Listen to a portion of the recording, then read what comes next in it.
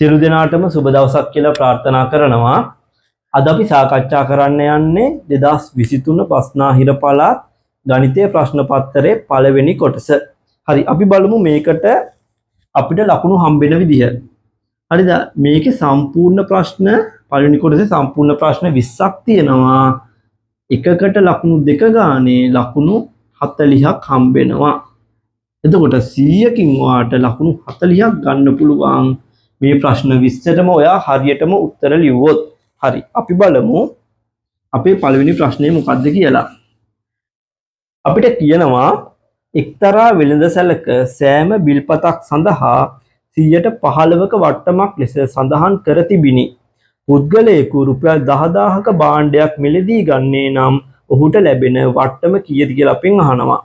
හරි, අපි බලමු. 1.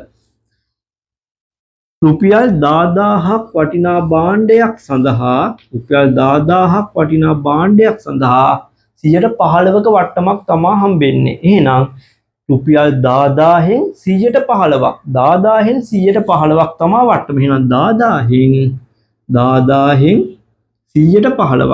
එහෙනම් අපිට භාගයක් විදිහට ලියා ගන්න පුළුවන් 115ක් කියලා. යට බිංදු දෙකට උඩ තියෙන බිංදු දෙක කැපෙනවා. එතකොට උඩ ඉතුරු වෙනවා 15 ගුණ කිරීම 100. එතකොට අපිට උත්තරේ එනවා රුපියල් 1500යි කියලා. රුපියල් 1500 කියලා උත්තරේ එනවා. හරි. අපි බලමු අපේ දෙවෙනි ප්‍රශ්නය. අපිට ඒක රූපයක් දීලා මෙන්න මේ විදිහට රූපයක් දීලා තියෙනවා. මෙතන අංශක 120යි. මෙතන y, මෙතන x. හරි.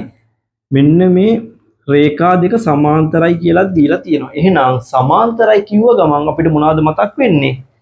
මේ අපිට මතක් වෙන්න ඕන මෙන්න මේ කෝණ සමානයි කියලා. මෙතන x නම් මෙතනක් x.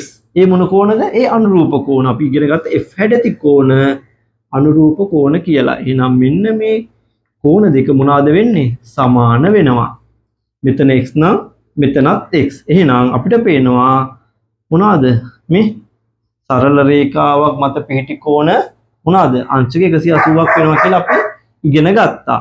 එහෙනම් මෙතන අංශක 120යි නම් මෙතන කීයද? x සමානයි 180ෙන් අඩු කරනවා අංශක 120ක්. කීයද? අංශක 60යි කියලා අපිට උත්තරයක් එනවා. හරි, එහෙනම් මෙයා අංශක 60යි කියලා අපි දන්නවා. එහෙනම් මෙයත් කීයද? අංශක 60යි. හරි, එහෙනම් අපිට y හොයාගන්න බෑද? y හොයාගන්න පුළුවන්. එහෙනම් මේ සම්පූර්ණ කෝණය අංශක 180යි නම් මෙයා 60යි කියන්නේ මෙයා කීයද? 180ෙන් 60ක් අඩු කරන්න ඕන. එහෙනම් y සමානයි කීයද? 180ෙන් අඩු කරන්න ඕන 60ක්. අපිට උත්තරේ එනවා y වලට y සමානයි අංශක 120යි කියලා. ඔන්න ඔය විදිහට අපිට උත්තරේ එනවා. හරි, අපි බලමු අපේ තුන්වෙනි ප්‍රශ්නය. අපිට දීලා තියෙන තුන්වෙනි ප්‍රශ්නය. හරි. අපිට කියනවා a සමානයි 5න් 1යි කියලා අපිට කියනවා. b කියලා කියන්නේ 4න් 1ට. අපිට කියනවා 5යි a ධන 8යි b වල අගය ලබා ගන්නලු.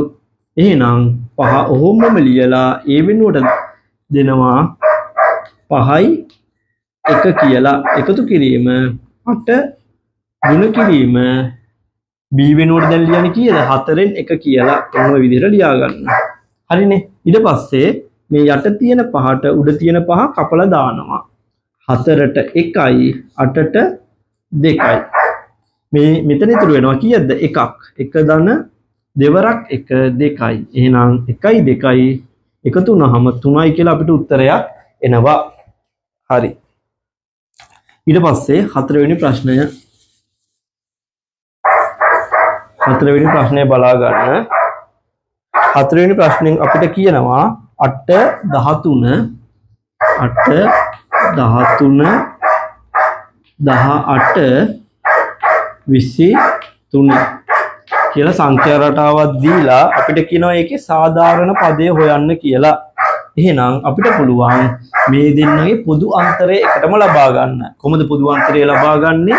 පසු පදයෙන් අඩු කරනවා පෙර පදය. ඒ කියන්නේ 13න් අඩු කරන්න ඕන කීයක්ද? 8ක්. 13න් 8ක් අඩු වුණාම උත්තරේ එනවා අපිට කීයයි කියලාද? 5යි කියලා. එහෙනම් මෙයා තමයි පොදු අන්තරය. එහෙනම් පොදු අන්තරයත් එක්ක අපි n අකුර ලියා ගන්නවා. n කියලා කියන්නේ කීවෙනි පදයේද කියන එක. එහෙනම් අපි n වෙනුවට දාලා බලන එකටම 1. කීයද? පස් වාරයක් 1. පස් වාරයක් 1 කීයද? 5යි. හැබැයි පළවෙනි පදයට තියෙන්නේ කීයද? 8. එහෙනම් 5 ඉඳන් 8 ගාවට යන්න 3ක් එකතු වෙන්න ඕන. එහෙනම් අපිට පුළුවන් 5යි n ධන 3 කියලා ලියා ගන්න. හරිම සරලයි. හරි. ඊට පස්සේ පස්වෙනි ප්‍රශ්නය. පස්වෙනි ප්‍රශ්නයේදී අපිට කියනවා 1 සිට 10 තෙක් ලකුණු කර ඇති කාඩ්පත් සහිත භාජනයකින් අහඹු ලෙස කාඩ්පතක් ඉවතට ගත් විට එම කාඩ්පතෙහි ඔත්තේ සංඛ්‍යාව සඳහන් වීමේ සම්භාවිතාවය ලියන්න. එහෙනම් ඔත්තේ සංඛ්‍යා ටික මොනවද? 1ක් 10ක් අතර තියෙන. 1 තියෙනවා, ආයෙ 3, ඊට පස්සේ 5, 7, 9 තියෙනවා. එහෙනම් අපිට පුළුවන් මෙහෙම ලියන්න. ඔක්කොම කාඩ්පත් 10ක් තිබ්බා. ඒ 10න් කාඩ්පත් 5ක තියෙනවා මොනවාද? ඔත්තේ සංඛ්‍යා ලියපු කාඩ්. එහෙනම් සම්පූර්ණ කාඩ්පත් තියෙන්නේ 10යි. ඒ 10න් ඔත්තේ සංඛ්‍යා තියෙන කාඩ්පත් කීයක් තියෙනවද? 1යි 2යි 3යි 4යි 5ක් තියෙනවා. එහෙනම් අපිට පුළුවන් 10න් 5 කියලා ලියන්න. එහෙම නැත්නම් 2න් 1 කියලා ලියන්න පුළුවන්. හරි. මේ උත්තර දෙකටම ලකුණු හම්බෙනවා. ඊට පස්සේ 6 වෙනි ප්‍රශ්නය. 6 වෙනි ප්‍රශ්නේ බලා ගන්න.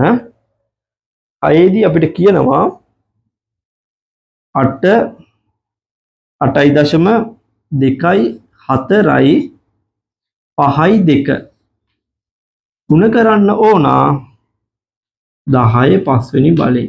එතකොට මේක මොනවා විදිහටද මේ තියෙන්නේ? විද්‍යාත්මක අංකණයෙන් ලියලා අපිට කියනවා මේක සාමාන්‍ය ආකාරයෙන් ලියන්නලු. එහෙනම් මෙතන 10 5 තියෙන්නේ කියන්නේ අපිට පුළුවන් මේක දශම ස්ථාන කීයක් මේ පැත්තට ගන්නද? දශම ස්ථාන 5ක් ගන්න ඕන. එහෙනම් අපි ගමු 1යි 2යි 3යි 4යි. තව එකක් ගන්න ඕන.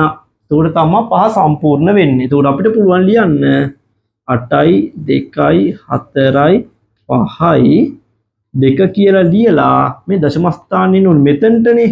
එහෙනම් මෙතන මොකක්ද දෙන්න ඕන? බිඳුවක් එන්න ඕන. උනේ මෙතන තමයි දශම ස්ථානේ එන්නේ. හරි, මේක තමයි සාමාන්‍ය ආකාරය. දශම ස්ථාන කීයක්ද අරින්නේ? 1යි 2යි 3යි 4යි 5යි. හරිනේ, 5ක් එරියා මේ පැත්තට. හරි. ඊට පස්සේ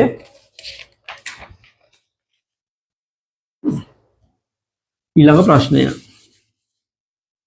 අපිට කියනවා සවිදි පංචාශ්‍රය දීලා තියෙනවා මේ විදිහට.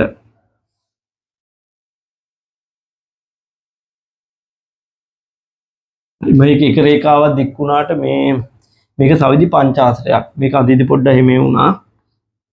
හරි, ඔන්නෝම පාද පහම එක හා සමානයි. අපිට කියනවා අභ්‍යන්තර කෝණ ඓක්‍ය කොපමණද? පංචාශ්‍රයක අභ්‍යන්තර කෝණවල ඓක්‍ය කීයද කියලා අපෙන් අහනවා. එහෙනම් අපි දන්නවා සූත්‍රය 180යි වරහන් n අඩු කිරීම 2. n වෙනුවට දාන්නේ මේකේ පාද ගණන. එහෙනම් 180 වරහන් 5 අඩු කිරීම 2. 5න් 2ක් අඩු වුණාම කීයද? 3යි. එහෙනම් 3 ගුණ කරන්න ඕන කීයෙන්ද? 180 වෙන්. හරිද? 3 වරක් බිඳුව බිඳුවයි. 3 වරක් 8 24යි. 4 දැම්මා දෙකක් ඉතුරුයි. 3 වරක් 1 3යි. මේ දෙකයි 5යි. එහෙනම් පංචාශ්‍රයක අභ්‍යන්තර කෝණවල අයික්‍ය මේ කෝණ ඔක්කොම එකතු කරපුවාම අංශක 540යි කියලා අපිට උත්තරයක් එන්න ඕන. හරි. ඊට පස්සේ අපිට කියනවා එහි අභ්‍යන්තර කෝණයක විශාලත්වය කොපමණද? එහෙනම් එහි අභ්‍යන්තර කෝණයක විශාලත්වය කීයද කියලා අහන්නේ. එහෙනම් කීයද අභ්‍යන්තර කෝණයක විශාලත්වය? මේ ඔක්කොගෙම 540යි නම් එකක කීයද? එකක හොයන්න නම් අපිට පුළුවන් මේ 540 කීයෙන් බෙදන්නද? 1යි 2යි 3යි 4යි 5. පහෙන් බෙදන්න ඕන. එහෙනම් 540 බෙදන්න ඕන 5න්. අපිට පුළුවන් උත්තරයක් ගන්න 5ට 1යි 4ට නෑ 0යි ඊට පස්සේ 40ට 5 8යි කියලා එනවා. 540 5න් බෙදුවාම 108යි කියලා උත්තරයක් අපිට එනවා. හරි. ඊට පස්සේ අපි යන් අපේ 8 වෙනි ප්‍රශ්නයට.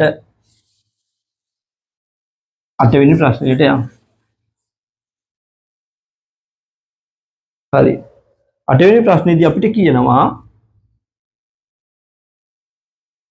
රූපයේ A මේල B ප්‍රදේශය අඳුරු කරලා දක්වන්න කියලා. මේ විදිහට සර්වර්ථකුලකයේ තියෙනවා.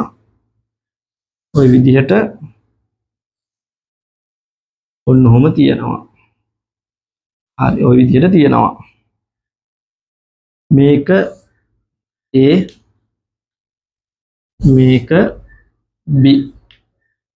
ඔන්න ඔය විදිහට තියෙනවා. හරිද? අපිට කියනවා A මේල B. එහෙනම් A මේල B කියන්නේ මොනවද? A ට සහ B ට දෙන්නටම අයිති ප්‍රදේශ අඳුරු කරන්න කියලා. එහෙනම් මේ සම්පූර්ණ රූපයම අඳුරු කරන්න ඕන. ඔය විදිහට එන්න ඕන. හරි. ඊට පස්සේ 9 වෙනි ප්‍රශ්නය. 9 වෙනි ප්‍රශ්නේ බලා ගන්න. 9.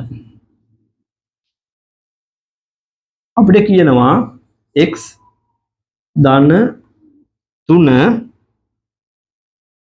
විශාලයි හෝ සමානයි 5යි කියලා. ඔන්න ඔය විදිහට තියෙනවා. එහෙනම් අසමානතාවයේ විසඳා එහි නිකිලමේ විසඳුම් කුලකය සංඛ්‍යා රේඛාවක් මත නිරූපණය කරන්න කියලා කියනවා. හරි. එහෙනම් x විශාලයි හෝ සමානයි මේ ධන 3 එහා පැත්තට යනවා ඍණ 3ක් විදිහට. එහෙනම් 5 ඍණ 3. 5න් 3ක් ගියාම 2යි. එහෙනම් x විශාලයි හෝ සමානයි 2 කියලා ආවා. එහෙනම් අපි මේක සංඛ්‍යා රේඛාවක් මත ලියලා විසඳුම් කුලකය ලියන්න ඕන. ඔය විදිහට ලිව්වා. ඊට පස්සේ මෙතන ගමු ඍණ 1 ඍණ 2 සෝරි වැරදුනා. ඍණ 1 ඍණ 2 බිංදුව 1 2 3 4 5. ඔන්න ඔය විදිහට සංඛ්‍යා රේඛාවක් ඇඳගෙන අපිට කියනවා නිකිලමේ විසඳුම් කුලකයේ සංඛ්‍යා රේඛාවක් මත නිරූපණය කරන්නලු. එහෙනම් ධන 2ට වඩා මොනවාද x කියන එක විශාලයි.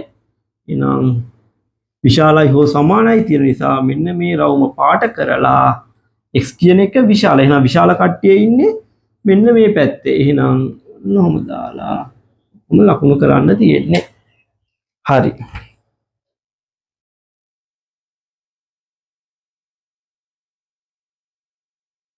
හරි. අපිට තියෙනවා ද්විමය සංඛ්‍යා දෙකක් එකතු කරන්න. 10 වෙනි ප්‍රශ්නය.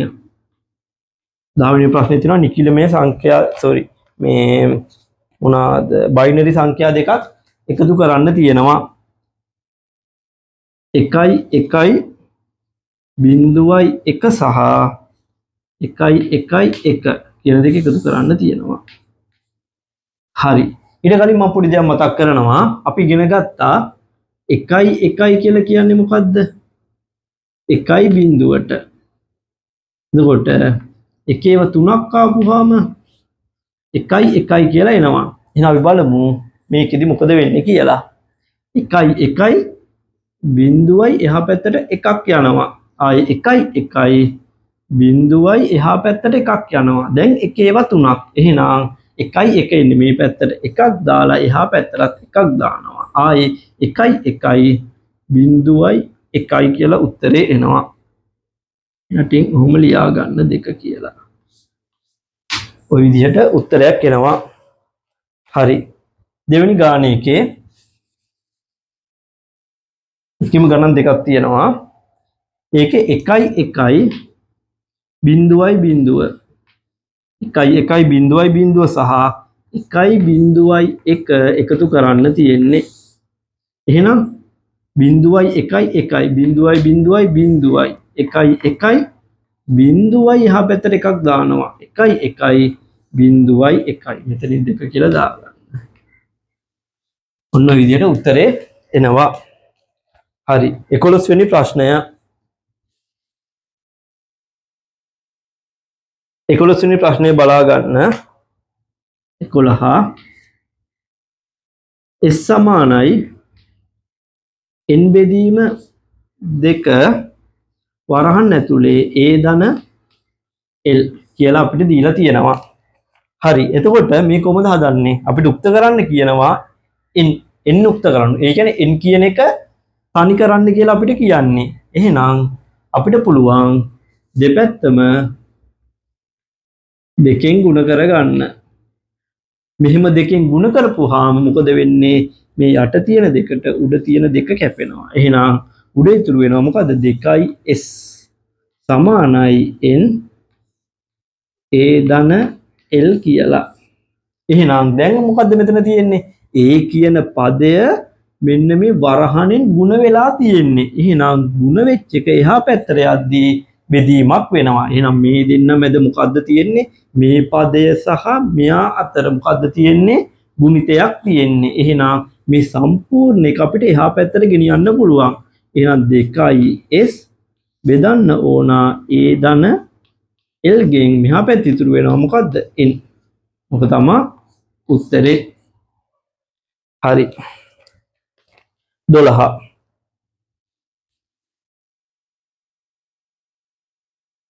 12 වෙනි එක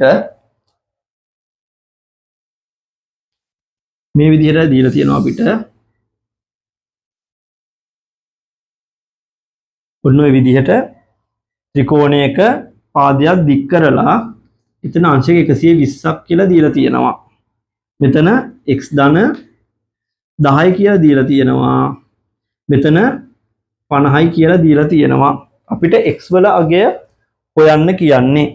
එහෙනම් අපි දන්නවා ත්‍රිකෝණයක අභ්‍යන්තර කෝණවල i කීයද? අංශක 180යි කියලා අපි දන්නවා. එහෙනම් මෙයා 120යි නම් මෙයා කීයද? අංශක 60යි. 60යි 120යි නේ 180 හැදෙන්නේ. හරි. එහෙනම් ඒක හරි. එහෙනම් අපිට පුළුවන් ලියා ගන්න ත්‍රිකෝණයක අභ්‍යන්තර කෝණවල i අංශක 180යි කියලා අපි දන්නවා. එහෙනම් මේ ඔක්කොගේම එකතුව අංශක 180ට සමාන කරන්න තියෙන්නේ. එහෙනම් 50 ධන x ධන 10 ධන 60 සමාන කරන්න ඕන අංශක 180ට. 50යි 10යි 60යි 60යි 60යි 120යි. එහෙනම් 120 ධන x සමානයි 180 කියලා ආවා. ඊට පස්සේ මෙතන තියෙන ධන 120 එහා පැත්තට ගෙනියනවා ඍණ 120ක් විදිහට. 180 ඍණ 120 කියලා එනවා. මේ පැත්ත ඉතුරු වෙනවා x. එහෙනම් x සමානයි කීයද? 180 වෙන් 120ක් අඩු කරපුවාම අංශක 60යි කියලා උත්තරේ එනවා. හරි. ඊට පස්සේ 13 වෙනි ප්‍රශ්නය.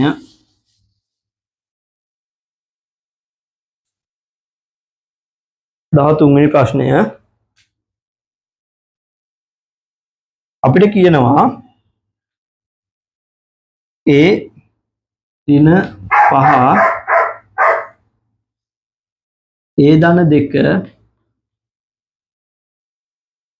ප්‍රසාරණය කර සුළු කරන්න කියලා කියනවා. ප්‍රසාරණය කරමු. එහෙනම් A කියන එක්කෙනාව ಗುಣ කරනවා මෙයාගෙන් එකටම.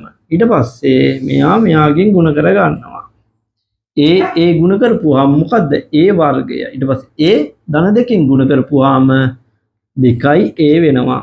ඊට පස්සේ මේ ඍණ 5 A ගෙන් ಗುಣ කරනවා. උත්තර එනවා ඍණ 5යි A කියලා.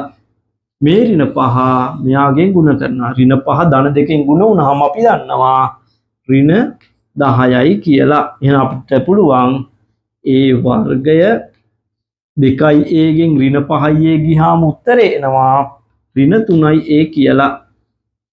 ඍණ 10. නෝක තමයි උත්තරේ.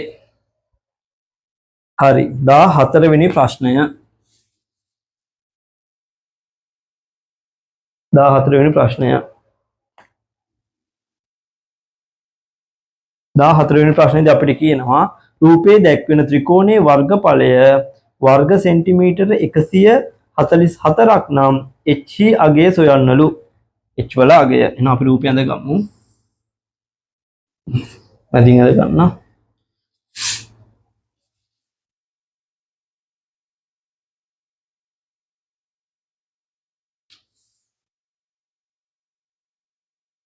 මෙතන 90යි කියලා දීලා තියෙනවා.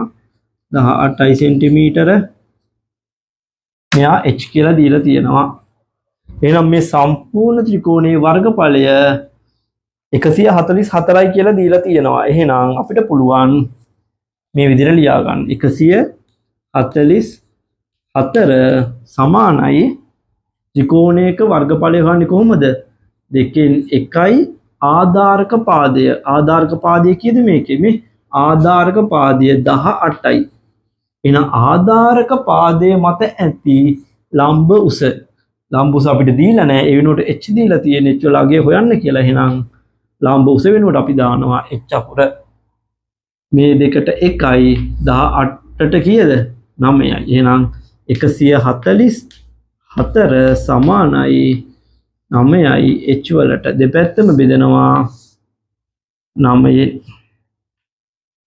9ට 9 කැපුණා.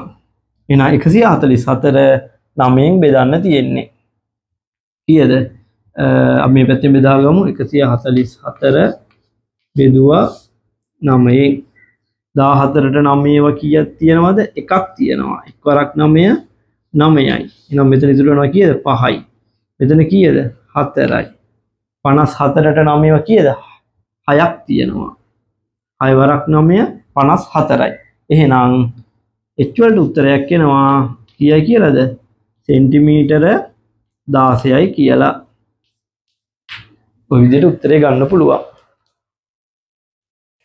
ඊට පස්සේ භාග ගාණක් තියෙන්නේ 15 වෙනි ගාණට.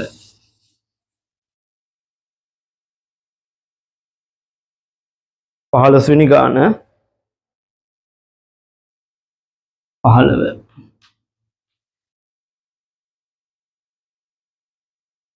2y ඍණ y. එහෙනම් අපිට පොදු හරයක් ගන්න ඕන. එහෙනම් අපිට පොදු හරයේ විදියට ගන්න අපි කීයද? 3ට සහ 5ට ගැලපෙන කුඩා පොදු ගුණාකාරය ගන්න ඕන. අපිට පුළුවන් 15යි කියලා ගන්න. 15යි කියලා ගන්න. එතකොට 3 වරක් කීයද 15 හැදෙන්නේ? 3 වරක් 5 15යි. එහෙනම් 3 වරක් 5 තමයි 15 උනේ. එහෙනම් උඩත් ගුණ කරන්න ඕනේ කීයෙන්ද? උඩත් ගුණ කරන්න ඕන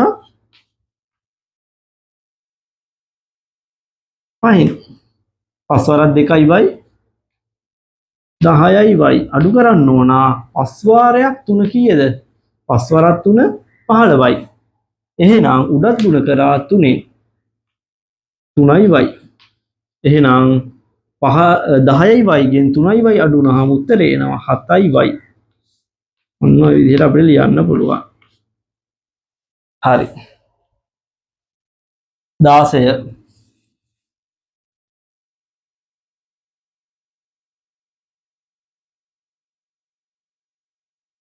අපිට කියනවා මේ විදිහට ත්‍රිකෝණයක් දීලා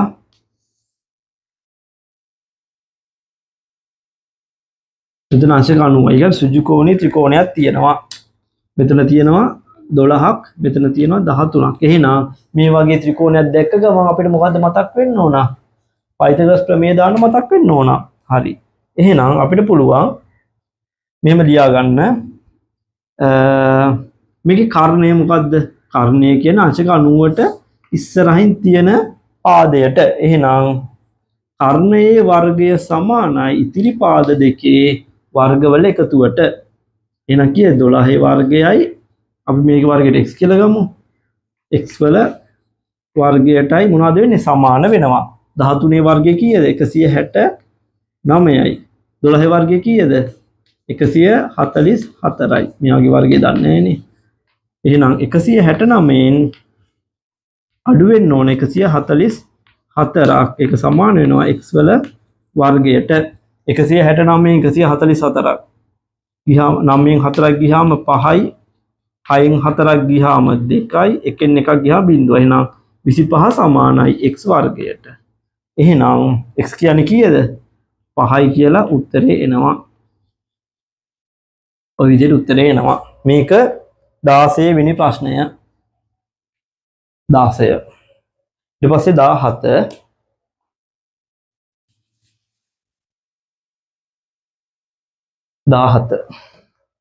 17 දී අපිට කියනවා 17 වෙනි ප්‍රශ්නේදී අපිට කියනවා y සමානයි 2x ධන 3 රේඛාවට සමාන්තර වූ මූල ලක්ෂ්‍ය හරහා යන රේඛාවේ සමීකරණය. මේ රේඛාවට සමාන්තර වූ මූල ලක්ෂ්‍ය හරහා යන රේඛාවේ සමීකරණය අපෙන් අහනවා. දැන් හිතන්න අපි මේක මේ විදිහට අඳිමු. අස්තරයක නිරූපණය කරමු. ඔන්නෝම තියෙනවා. හරිද? එතකොට මේකේ ධන 3 මේක c කියලා අපි දන්නවනේ. මේක ඇවිල්ලා c අන්තක් ඛණ්ඩය. එහෙනම් y අක්ෂයේ ධන 3 මෙතන නම් y අක්ෂයේ ධන 3 මෙතන නම් පස්තරය කොහොමද යන්න ඕන? මෙන්න මේ විදිහට යන්න ඕන. ඔන්න ඔහොමනේ යන්න ඕන. ඔන්න ඔය විදිහට යනවා. එතකොට අපි ඉගෙන ගත්තා ප්‍රස්ථාරයට සමාන්තරව තවත් ප්‍රස්ථාරයක් ගමන් කරනවා නම් ඒ ප්‍රස්ථාරෙත් අනුක්‍රමණ මොනවාද වෙන්නේ? සමාන වෙනවා කියලා අපි ඉගෙන ගත්තා. හැබැයි අපිට කියනවා අනුක්‍රමණ සමාන වුණාට දැන් මේකේ y අක්ෂයේ කැපෙන තැනනේ අපි c කියලා කියන්නේ. y අක්ෂයේ කැපෙන ලක්ෂයේ y කණ්ඩාංකය මොකද්ද? අපි ඒක ලියා ගන්න පුළුවන් මොනවා කියලාද? බිඳුවේ 3නේ මෙන්න මෙතන කණ්ඩාංකය. එහෙනම් මේ 3 කියලා කියන්නේ මොකද්ද? c කියලා අපි දන්නවා. එහෙනම් මේකට සමාන්තරව යන්න ඕන. හැබැයි මූල ලක්ෂ්‍ය හරහා. ඒ කියන්නේ මෙන්න මේ ලක්ෂ්‍ය හරහා යන්න ඕන. එහෙනම් මෙන්න මෙතන බිඳුවයි. මෙයා මොකද්ද? c. ඒක අපි ඉගෙන ගත්තා. එහෙනම් සමාන්තරව යනවා නම් අපි දන්නවා අනිවාර්යෙන් y සමානයි 2x වෙන්න ඕන අනිවාර්යෙන්. අපි ඒක ඉගෙනගෙන තියෙන්නේ. හරිද? ඒක ඉගෙනගෙන තියෙන්නේ. මූල ලක්ෂ්‍ය හරහා යනවා. එහෙනම් බිඳුව. එහෙනම් y බිඳුවයි. දැන් මේකේ 3 උණේයි කියලා බලන්න. මේකේ 3 උණේ මෙන්න මෙතන 3 උණේ මෙන්න මේ අක්ෂය. එහෙම නැත්නම් මෙන්න මෙතන තියෙන ප්‍රස්ථාරය y 3ේදී යන්නේ. එහෙනම් මේක යන්නේ කීයද? බිඳුවෙන්. එහෙනම් මෙතනට එන්න ඕන මොකද්ද? මේ ප්‍රස්ථාරය නම් මෙතන 3 ඇවිල්ලා තියෙනවා. මේ ප්‍රස්ථාරය නම් මෙතනට එන්න ඕන බිඳුව. බිඳුව අපිට දැම්මට වැඩක් නැති නිසා අපි බිඳුව දාන්නේ නැහැ. ඔන්න ඔහොම තියෙනවා අපි ඔක. හරි. එහෙනම් මේක තමයි මේකට උත්තරේ. y සමානයි 2x. හරි 18.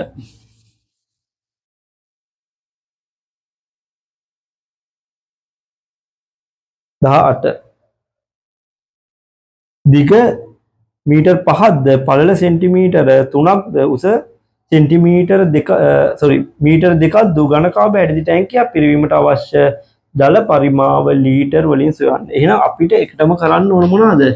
මෙන්න මේ ටැංකියේ පරිමාව හොයාගන්න එක. එහෙනම් පරිමාව සමානයි පරිමාව සමානයි දිග වැඩි කිරීම පළල වැඩි කිරීම උස කියලා ගන්න පුළුවන්. දිග කීයද? මීටර් 5යි. වැඩි කරනවා උස දිග දීලා තියෙන්නේ මීටර් 5යි, පළල දීලා තියෙනවා මීටර් 3යි, උස දීලා තියෙනවා මීටර 2යි. හරි ඔන්න ඔය විදිහට පරිමාව හොයන්න පුළුවන්. 5 වරක් 3 15යි, 15 වරක් 2 කීයද? 30යි ඝන මීටර. හරි. හැබැයි අපිට කියන්නේ දැන් මොනවා වලින් හොයන්න කියලාද? ලීටර වලින් හොයන්න කියලා කියනවා. ලීටර වලින්. එහෙනම් අපි දන්නවා එක ඝන මීටරයක් ඇතුලේ ලීටර කොච්චරක් තියෙනවද? ලීටර 10ක්. ලීටර 1000ක් තියෙනවා. එහෙනම් ඝන මීටර 30ක ලීටර කොච්චරද? 30000ක් තියෙන්න ඕන. එහෙනම් අපිට පුළුවන් මොනා කරන්න මේ 30 ගුණ කරන්න ඕන 1000න්. එතකොට එනවා කීයයිද? 30000යි ලීටර කියලා. හරි. එක ඝන මීටර එක 1000යි නම් ඝන මීටර 30ක කොච්චරද? එච්චරයි. හරි. ඊට පස්සේ තියෙනවා 19 වෙනි ප්‍රශ්නය. හරි බලා ගන්න 19 වෙනි ප්‍රශ්නය. 19 වෙනි ප්‍රශ්නේ අපිට කියනවා ඇමරිකන් ඩොලරයක විනිමය අනුපාතය ශ්‍රී ලංකා රුපියල් 325ක් වූ දිනක රුපියල් 10000ට ලබාගත හැකි ඇමරිකන් ඩොලර් ගණන අහනවා. ඒ කියන්නේ ඇමරිකන් ඩොලර් එකක් කීයක් වටිනවද? රුපියල් 325ක් වටිනවා කියලානේ කියන්නේ. රුපියල් 325ක් වටිනවා. එහෙනම් රුපියල් 10000ක් දීලා ඇමරිකන් ඩොලර් කීයක් අපිට ගන්න පුළුවන්ද කියලා අපෙන් අහන්නේ. එහෙනම් 10000 බෙදන්න ඕන 325න්. 325න් කීයද? අපි ගමු 1000ට 325 ඒවා කීයක් තියෙනවද? 1000ට 325 ඒවා 325යි 650යි 975ක් තුනක්නේ. එහෙනම් 3 වරක් 325 975යි. දැම්මා කීයක් ඉතුරුද? 25ක් ඉතුරුයි. 1000න් 975ක් ගියාම 25ක් ඉතුරු වෙනවා. ඊට පස්සේ මේ බිඳුව මෙතනට ගන්නවා. 250ට 325 ඒවා නෑ බිඳුවයි. බිඳුව වරක් 325 කීයද? බිඳුවයි. 250යි. 250ට 325 ඒවා නෑ දශම තිත තියලා මෙතනින් බිඳුවක් ගන්නවා. මෙතනින් දශම තිත තියලා මෙතනට බිඳුවක් ගන්නවා. හරිද? එතකොට 2500ට 325 ඒවා කීයක් ඇද්ද? 2500ට 1000ට තියෙනවා 1000ට 325 ඒවා 3ක් තිබ්බනේ. 2000ට 325 ඒවා 6යි. 2500ට එක 325 එකක් ගත්තොත් ඔක්කොම 325 ඒවා 7ක් කියලා ගන්න පුළුවන්. 7 වරක් 5 35යි.